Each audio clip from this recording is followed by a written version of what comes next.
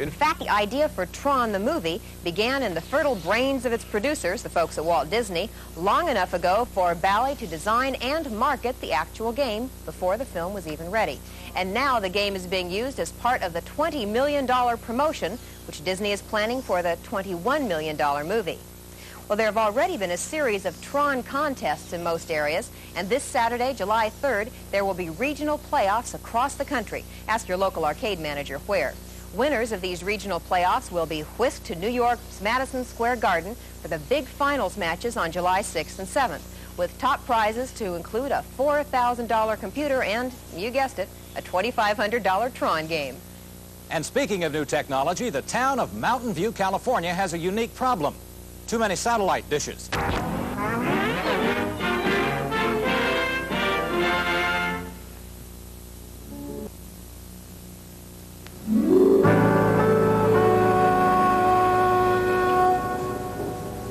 A new Disney film called Tron opens this Friday. It's a movie adventure into the world behind the computer screen. In part 2 of his special report on Tron, Jim Brown this morning talks to the man who came up with the idea. You shouldn't have come back. Hey, it's the big master control program everybody's been talking about. That isn't going to do you any good, Flynn. I'm afraid. Stop. Please.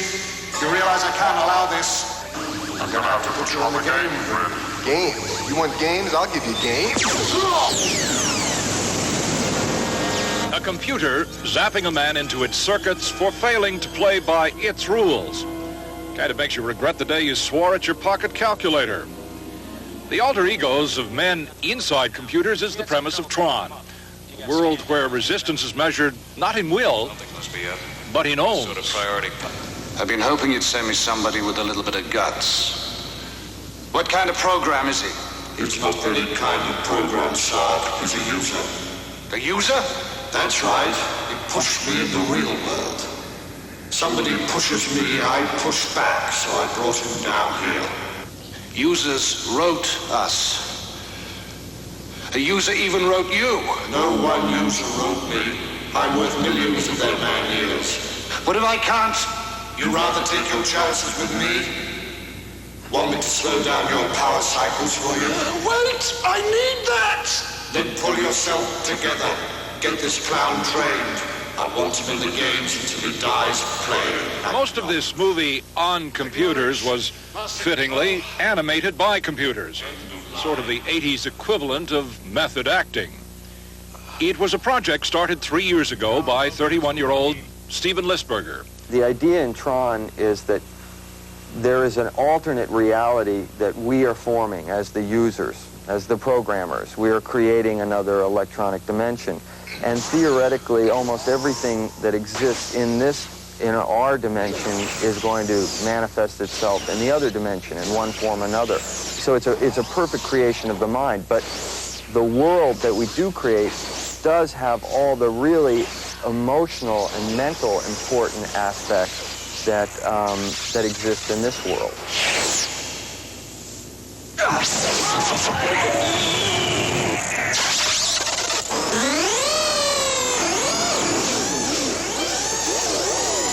For Lisberger, form and content are pretty much the same.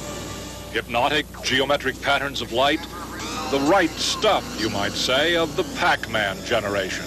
The possibilities of generating images that look incredibly realistic, but couldn't possibly exist is real exciting. There's almost a hypnotic effect to seeing something that is so perfect that the computer has generated, so compelling, and yet you know it doesn't exist anywhere as an actual physical object. Someone might say, though, that something that's totally perfect becomes a bore. You need a flaw somewhere in there. Well, that's, where the people come in. Enter, then, the mortals of Tron, its actors, compelled to act without benefit of a real set. Out of this domain, back into the central computer. Cindy Morgan is the female lead in this Life Among the Diodes. For her and the others, it presented unique challenges. There was one scene on the ship. We're on a sort of a ship It's just like a spaceship. It's called a solar sailor. And all it is black velvet on this thing, on this huge thing. It doesn't look anything like a ship. It's just like a riser. And we're pretending this is a ship, so we're running around the ship and it's flying through the air. And I'm supposed to be piloting this thing. And there's a panel in front of me. All it is a big black box. And I asked Stephen, I said, well, what's it going to look like when they actually fill it in? And he says, well, it's got buttons and colored lights, and you're supposed to be pushing buttons. So I said, okay. So I just started pushing. There's nothing. I'm touching nothing, and I'm pointing at different spots. All I do is point, point, point, point. And I go, is that it? Is that what you want? And he goes, yeah. What turned me on to the concept was seeing the first video game, the Pong game. And it was the idea that people were really scared of technology. I'm scared of technology. The only way to get around that fear is to sort of get it before it gets you. And I don't mean that in a negative sense, but I mean to approach it in an open-minded, positive way. The best way to, predict the future is to create it. The filming of Tron turned one of its stars into an off-camera video game wizard. Tomorrow we'll take a look at Tron's featured actor, Jeff Bridges. For today, Jim Brown, NBC News, Hollywood. The computer willing, we'll be back after a message.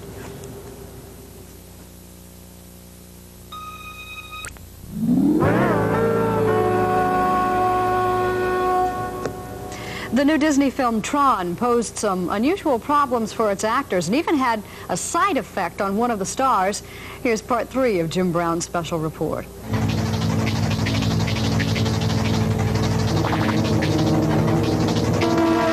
I still do not understand why you want to break into the system. Because, man, somewhere in one of these memories is the evidence.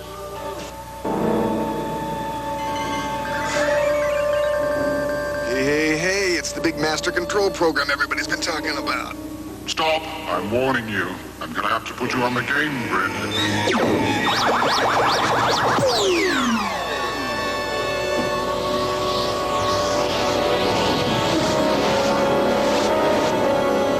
Oh, man, this isn't happening. It only thinks it's happening. The man asking that question is Jeff Bridges, one of the few flesh and blood mortals in Tron, a fantasy film crammed with images generated by computers. This isn't exactly your average acting assignment, and Bridges' preparation for the role, sanctioned by director Steven Lisberger, had more madness to it than method. Steven came up with this idea of having video games on the set. So as preparation for the scene, you would get on these video games and start to play the games. And what happened was that a lot of us got quite good on these games. And a lot of times when we had a shot about to go, but if an actor was preparing, in quotes, right on the machine, Steven would wait until the guy was through, because it was in fact preparing for the scene, because something happens when you get locked into those games with your adrenaline and whatever, and a lot of that has to do with had to do with the same kind of feelings that the characters in the film were going through. And he says, quick, he's on a video high, get him in here. Yeah, right. Go. Yeah, and then you go right from that, and you're off and away. Even with that knowledge of what the scene was going to look like, were you sometimes surprised when you saw everything put into the frame and what you actually were doing? I was surprised in every case with the finished product. No idea that it would look quite like that. I was very concerned whether it would look like, people marching around in a cartoon. And I think he pulled, from what I've seen so far, it seemed like he pulled it off. That he made the marriage of the video, the computer-created stuff and the people seem like they're existing in the same world. Greetings. The Master Control Program has chosen you to serve your system on the game grid. In some respects, Tron's wham-bam excitement is a radical departure for Bridges, who has gained a reputation for taking chances on offbeat projects that tend to elude the public while pleasing the critics. I guess if we looked at the list of films that you've done, would it be fair for me to say that not all of them are commercial successes? What attracts you to a certain film? Why do you choose some? Let me just go past Cutter and Bone Cutter's Way, Heaven's Gate, Hearts of the West. Well, probably each of those is a different reason. A lot of it has an element of, I remember when you were a child and somebody knocks on your door, calls you up on the phone and says, come on, why don't you come down and play? We got all these great gear, and Andy and Terry and Steve are going to play with us, and come on, let's go. It's a lot of that kind of feeling too. So it depends on if you want to play with those people or if you like the game they're playing. A lot of those elements go for making movies too. I think, for me anyway. I'm sure you're disappointed that they aren't more commercial successes, but does that bother you that some of these films are not? Commercial success is sort of like the cherry on the top.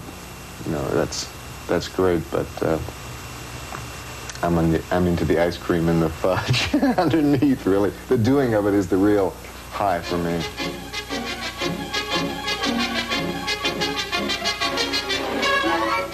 Tomorrow, we'll take a look at Disney animation from the mouse to the master control program. For today, Jim Brown, NBC News, Hollywood.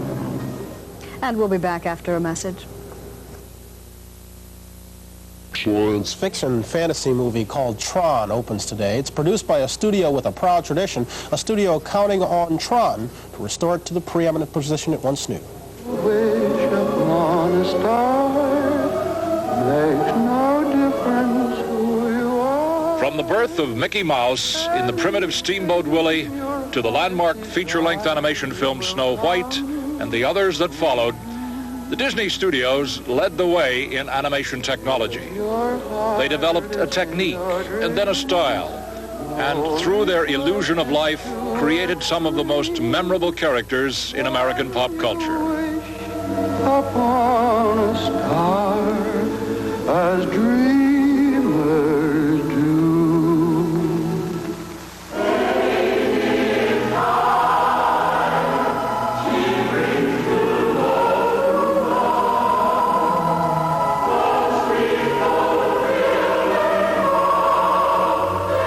Many of the sequences you have just seen were created in the facility behind me, the animation building at the Disney Studios in Burbank.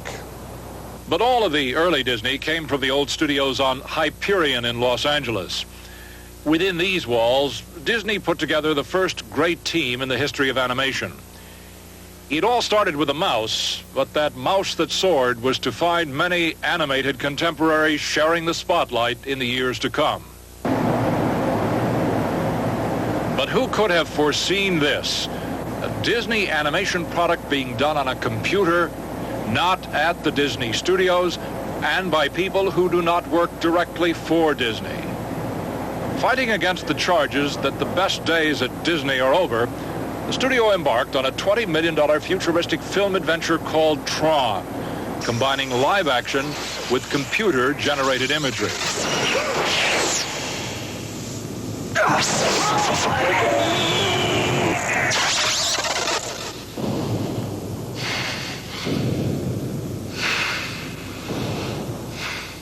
I asked Richard Taylor, a computer specialist who contributed to Tron, if he felt any animosity at the studio from the conventional animators there.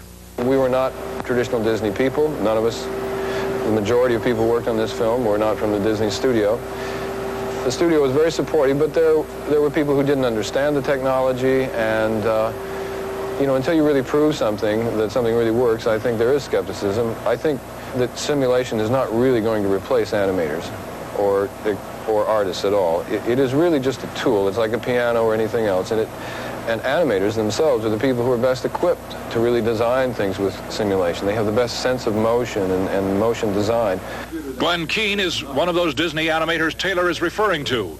Keane's animation of the bear fight was one of the high points of the studio's recent The Fox and the Hound release. What I would like to see is to be able to animate a scene just regular, you know, animate Mickey running across the screen, and then you tell the computer to understand that drawing of Mickey, but in 3 dimensions. So then you animate your scene, and then you tell the computer, now I want that camera to travel around Mickey as he's walking through the scene, and suddenly you get a 3-dimensional Mickey walking through the scene, and you only just drew it in flat 1 dimension. And I said to this guy over there with these big round glasses and kind of frizzy hair, and he talked with a thick accent like this, and I said, do you think he could do that? And he goes, yeah, that's not hard. We come up with that. Just give us some time. We invent something like that for you. You know, that's great, man. That's impossible, but it was possible to him. It's kind of nice to see the artists and the scientists maybe getting together through his computer. Like a boat out of the blue, fate steps in and sees you through. When you wish upon a star, your dreams come true. For today, Jim Brown, NBC News, Hollywood. Jane will be back in just a moment to act as your conscience. Some things you should know about protein in your diet after these messages. Ripples that were felt throughout the electronics industry and on Wall Street. Michelle Russell was there. This advanced benefit screening for the movie Tron is just another part of Disney Studios' elaborate marketing scheme for their $21 million futuristic thriller. It comes in the wake of a 2.5-point drop in Disney stock when a Wall Street analyst panned the film and predicted a flop at the box office. We did it as a favor. We invited the analyst to look at the film before it was released, and for him to come out and make a statement like that and then do what he did to Wall Street and the Disney stock, I just feel it was very unhanded. Financial analysts are like anybody else. They like to make a name for themselves. And there's probably no better way to make a name for yourself than to say or do something controversial. I think that ultimately the test is the public. I don't know. I didn't understand most of it. I rate the strengths in the use of the computers and the graphics and the weaknesses in the actual storyline itself. I thought it was really great. Strange story. Yeah. Strange story. Inside a computer, it's weird. The success or failure of Tron at the box office will be put to the test with the movie's release. But at this point, Disney has learned one important marketing lesson. Don't invite Wall Street financial analysts to an advanced screening. Michelle Russell, Entertainment Tonight. Now, since that 2.5-point drop in Disney stock that Michelle told us about, Disney has regained a point on the New York Stock Exchange. This partially based on a Wall Street Journal story today, which was critical of brokers becoming film critics. Even before the movie, Tron was close to the hearts and flying fingers of video game buffs, the most proficient of which gathered in New York for the World Championship of, what else? Tron. Robin Leach reports. From a field of 120,000 contestants, 16 finalists played out the last round of the Tron video game tournament at Madison Square Garden's Felt Forum. Mixed in with the finalists were celebrity players who wanted to try their own hands at the newest video game on the block. What is a nice girl like you doing in a Tron machine like this? I'm learning a game so that finally I can beat my son at it. Is it true that these kind of machines are raking in more money than movies do at the box office? That's right, as I understand it. I'm no authority on it, but somewhere in the neighborhood of $6 to $7 billion a year, and that's not bad business, not at all. The tournament lasted more than 4 hours, and when it was all over, the winner was 30-year-old Richard Ross with a score close to 4 million. With 25,000 of these machines installed in amusement arcades across America and a film opening in 1,100 theaters, there is just no escaping Tron. And that's exactly what the producers and the manufacturers wanted. In fact, they'll even be totaling up their profits by computer. Robin Leach, Entertainment Tonight. Now here's the latest from the Entertainment Wire. Henry Fonda is in the hospital. Did you got a minute? The News on 6, named the best newscast. I bet. Professor, what's that cereal you're enjoying? For a good deed.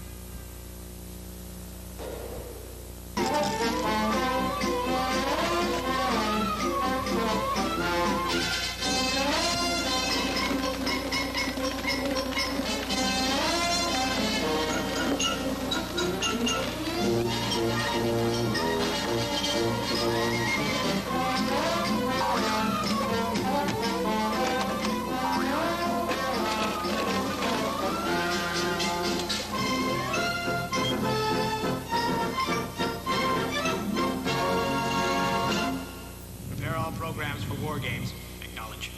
I've got a little challenge for you, Stark. A new recruit. It's a tough case, but I want to treat it in the usual manner. Train him for the games, let him hope for a while, and blow him away. You got it.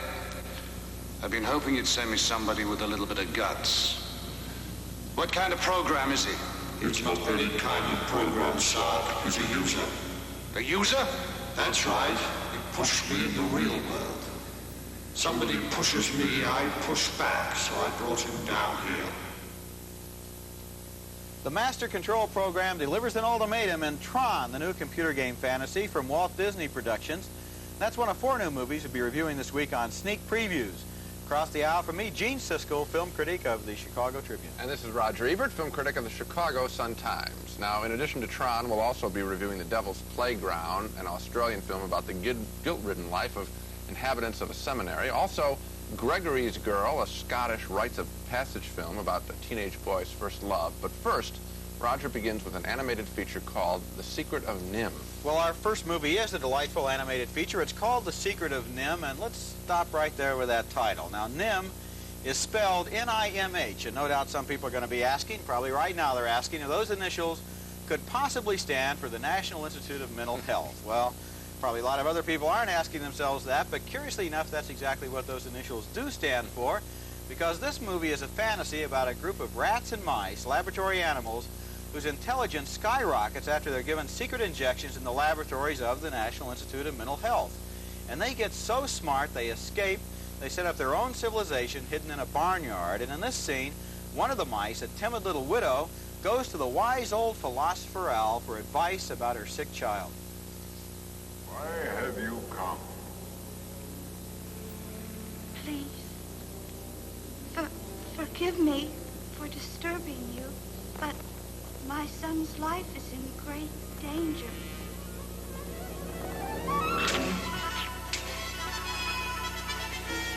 The plow has come early this year. Move your family.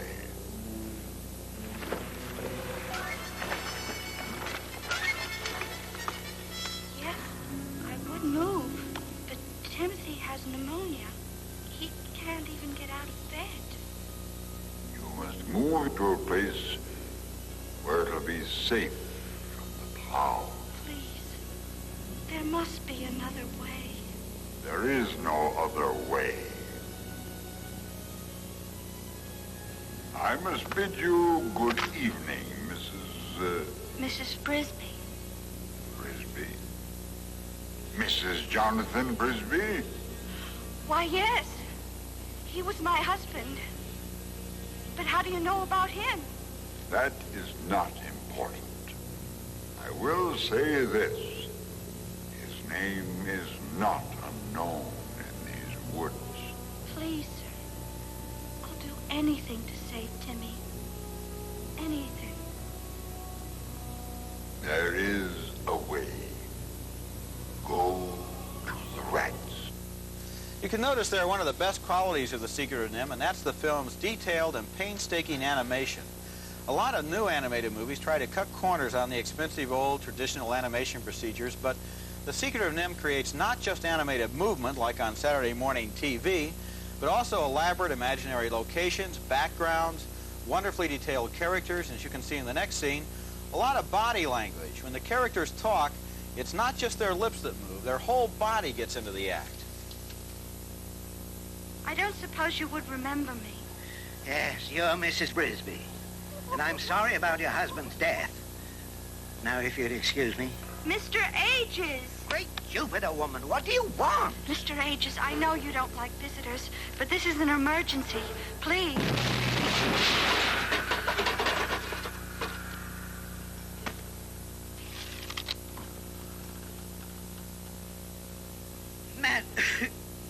Madam, that is an emergency. Oh, Mr. Ages, my son Timothy is so sick. Timmy? The one with the spider bite? Oh, just give him some pepsisawell. No, he's sick with a fever. Well, I suppose I could fix up something. Oh, thank you. Follow me, but don't touch anything. Understand?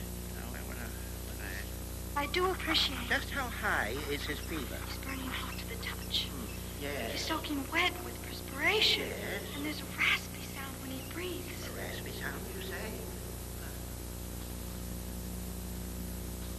say? Does he have a chill? Yes, he does. Have you wrapped him in a blanket? Yes. Now step inside, but keep your hands to yourself. I'm right in the middle of something very important. I understand. Oh, do you? Oh, look at this mess. Oh, shoot, go on. Your son has pneumonia. Pneumonia? It's not uncommon, but you can die from it. Oh, please, dear God, no. The secret of NIMH widens out from that story of one troubled little mouse into a saga about a whole civilization in peril.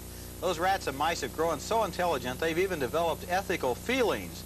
They start feeling guilty about sponging off of human civilization, and they have a great debate. Should they remain as trespassers in the barnyard or go off somewhere else and start their own new society? Well, that's an interesting premise. Might be a little deep for some younger kids, but I think they'll like the exciting animation. The Secret of NIMH was made by a group of animators led by a man named Don Bluth. They used to work for the Disney studios, but they walked out because they thought the original Disney traditions were no longer being followed. And my notion is Walt Disney would have liked The Secret of NIMH. Well, I think he would have, too. I didn't like the opening of the picture. I thought Mrs. Brisby was a little bit of a twerp. And, Don DeLuise does the voice of a big crow in the picture, a big bird, and it seemed to be like, you know, a Jungle Book kind of thing where the voice dominates some of the characters. But once they get into the world of the rats, once this little timid mouse is placed in genuine peril, and this whole society of rats and their various personalities, including a ruthless would-be leader, then I thought the picture really took off and did give me some of the magic of the old Disney films. One of the things it had that a lot of recent animated films have not had, I think, was depth. Depth in terms of character and depth of situations. And you kept going when to you new saw places. Mr. Age's laboratory there, for example, there was a whole lot of detail in the background, Yes. and there seemed to be a lot there. Yeah. Oftentimes with animated films, you feel, well, it's so one-dimensional. It's all on the surface. And they only take you to one or two spots. This film keeps, as she goes through the forest, we get to newer and more interesting places. A good film. The Devil's Playground, our next movie, is the